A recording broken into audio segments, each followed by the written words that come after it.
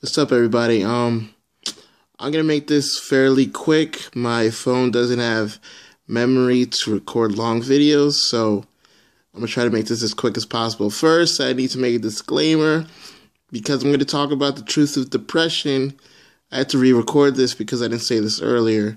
That when I say depression, I don't mean the clinical depression where you have chemical imbalances in the brain and whatnot. I'm talking about the kind that comes upon every human being in one point of his or her life, at least one point in his or her life, and the manageable kind. So, let's get into it. So, what depression is really is the transitioning of your mind and body into a new place, a new place of being. And what I mean by that is let me break it down this way. There's two different kinds of depression from what I've seen. There's a depression of losing and the depression of never having. Now, I'm going to talk about depression of losing first. So, it goes like this. Every time something gets introduced in our lives and we get connected to it, part of it or part of them become a part of us. And when those things are gone, those people are gone, that part needs to leave us as well. Now, I'll give you an example. Let's say somebody has a loved one that dies suddenly. Now, that loved one, when they met and they got together and they actually became loved ones to each other, they exchanged part of themselves to each other. So that part of that person would be in you, for example.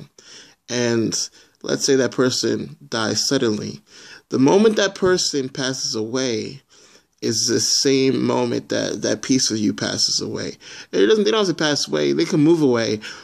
But that change in your relationship needs to be changed on the inside of you as well.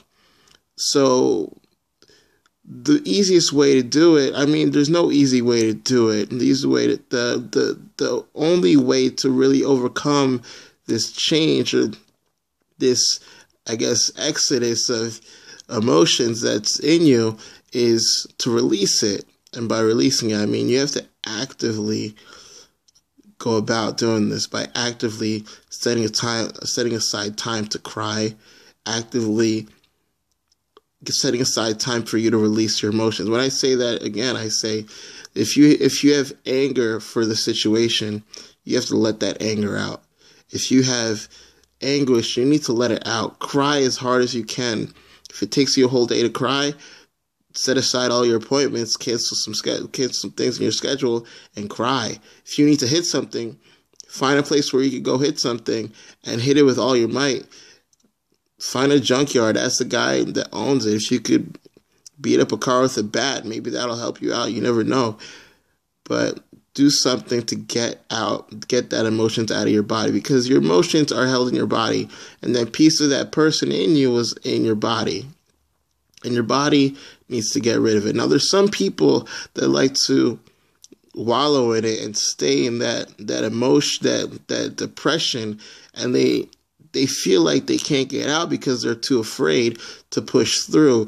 And the problem with that is your body instinctively knows that once that person passes away or once that person leaves your life, it needs to get rid of that part of you quickly because it's dying or it's dead.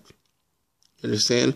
And your body instinctively knows that anything dying or dead attached to you is extremely toxic. If you ever go to somebody that's been in depression for a long time, they're almost impossible to talk to because they're so depressing. You don't even want to be too close to them because you think your depression is going to contaminate you.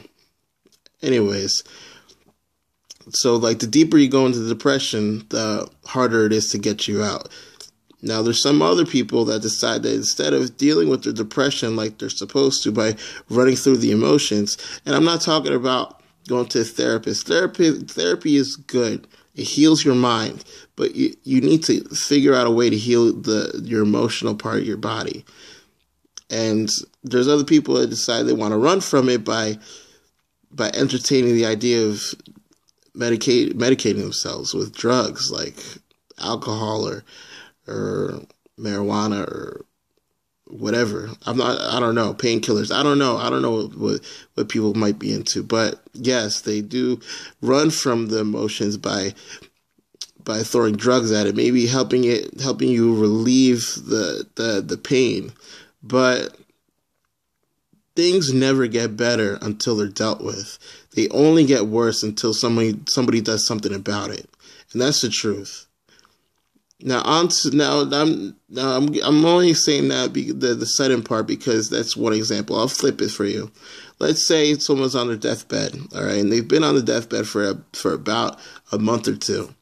Now you had like that month or two, you had that, for example, you had that time to set your things in you set your affairs straight and to, I don't know, get your emotions out right. So like you cried already. You started crying, and when they go, you'll cry some more, but it'll be bad, but it won't be as bad as them leaving you suddenly because you've been prepared for it. Now, it doesn't have to be about someone losing a person. You can lose a job. You might be working for a great company, and then all of a sudden, your CEO decides he wants to liquidate all of his stocks, sell them, and then close the company down in the same day. Now, what happens? You're jobless, and that job was a part of you. That was your livelihood. You're depressed. That's gonna hit hard. How are you gonna support your family? How are you gonna support anybody? How are you gonna support yourself? Your savings were in your stocks, you know? Everything is gone.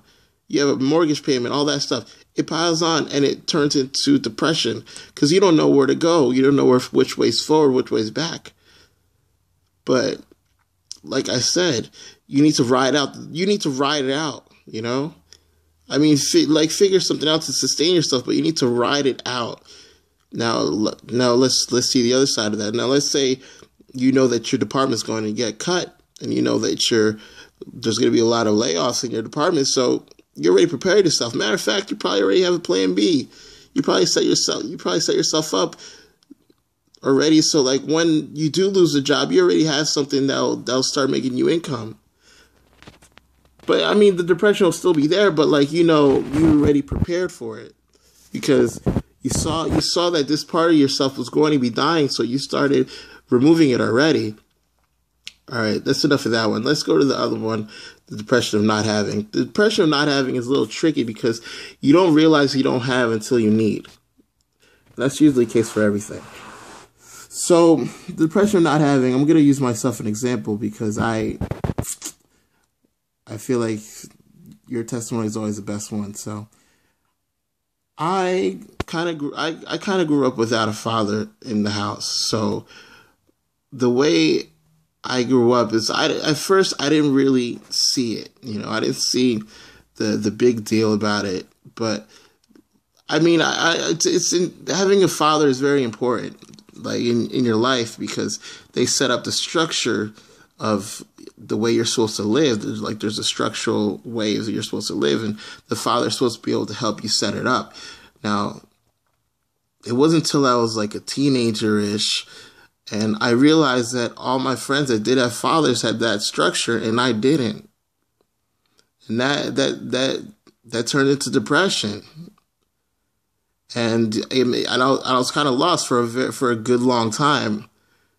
I was lost from like maybe 7th grade all the way to 10th. Yeah, I was lost 7th grade all the way to 10th. And when I was a kid, I used to draw all the time. See, I used to look up to my siblings when I was younger, and there's nothing wrong with that. But when it comes time for you to actually transition from being a child into an adult, for me being a boy into a man, I needed a male figure. And you know what? The male figure was not there. So I used to be great. I used to love drawing when I was a kid. Like, I would draw anything. Everybody would always be over my shoulder looking at what I was doing next. But when I hit 7th grade, I just gave it all up. I don't even know why. I just did. I went all the way to 9th grade not knowing what was going on in my life. At least some people already know that what they want to be, have an idea what they want to do. I was just coasting.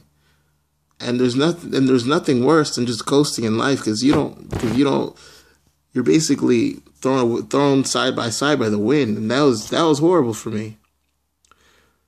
So 10th grade, I met one of my friends. It's kind of funny because we kind of exchanged.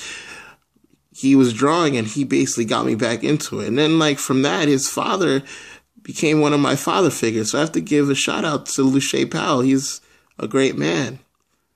I looked up to him in some way, and we're great friends to this day. But what I'm trying to say is, when you don't have, you need to replace. And when I say replace, we need to find iconic figures that will replace what you need, because not everybody has the luxury of growing up super functional. I know I didn't. And from there, it came other father figures that took its place. Now I'm way past my age of 16, and I don't need a father figure now. But now I have a spiritual father that I look up to. We always need someone to look up to. That's what I'm saying. Now, when I said the switch before, is because my friend didn't grow up he grew up without a mother. And the lack was clearly there. So when he came into my home, my mother embraced him. Every time she'd cook dinner, she's like, hey, do you want to invite so-and-so over? And then we did, and he ate, because she knew that he wasn't getting home-cooked meals like he should. So it goes both ways. If you're missing something, if you're lacking something, and you have that depression in you, you need to seek a figure that will take its place in the meantime. Because like I said, not everybody has the luxury of growing up super functional. With that said, I would like you to comment, like, subscribe. Until next time, deuces.